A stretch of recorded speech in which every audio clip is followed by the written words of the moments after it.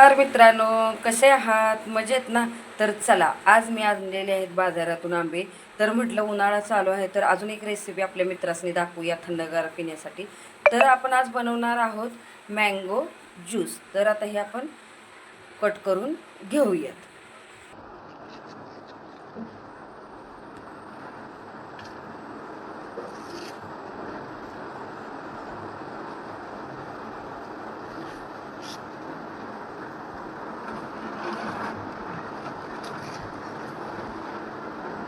हा इथं आंबा आपला आता कट करून झालेला आहे.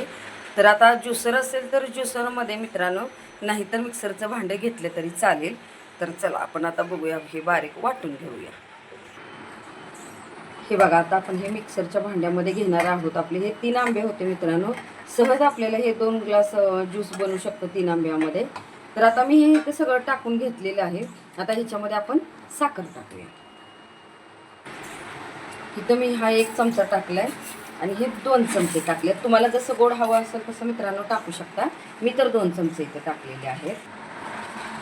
हे बघा मित्रांनो, आता हे छान मी बारीक करून घेतलेलं आहे. याच्यामध्ये आपण साखरही टाकली होती. तर चला आता आपण ग्लासमध्ये काढून घेऊया. अशा स्कूप टाकून घ्यायचे आहेत थंड आपण, आणि नंतर मग आपण हा ज्यूस घालणार आहोत, मँगो ज्यूस. तर चला, आता ह्यात आपण आईस क्यूब टाकलेले आहेत. हे असं मित्रांनो वतून घ्यायचं आहे. हे बघा, आपले वतून झालेले आहेत मित्रांनो.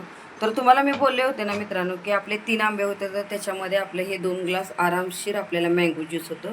तर हे तुम्ही बघू शकता किती छान आपलं ज्यूस तयार झालेलं आहे. तर असं हे उन्हाळ्यामध्ये मित्रांनो थंड करून प्यायचं आहे आपल्याला. तर हे बघू शकता तुम्ही कसं कसं झालं ते. तर चला मित्रांनो, माझी रेसिपी तुम्हाला कशी वाटली ती मला नक्की कमेंट करून सांगा.